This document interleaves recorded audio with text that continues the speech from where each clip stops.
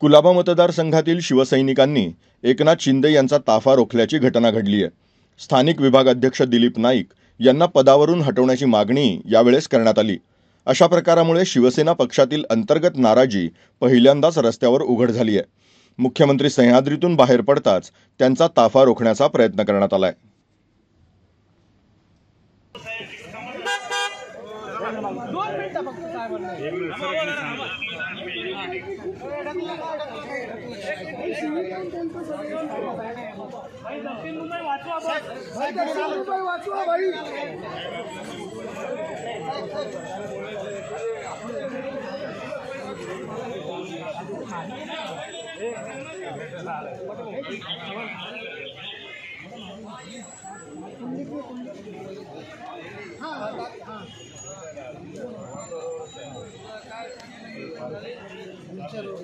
चालू आहे।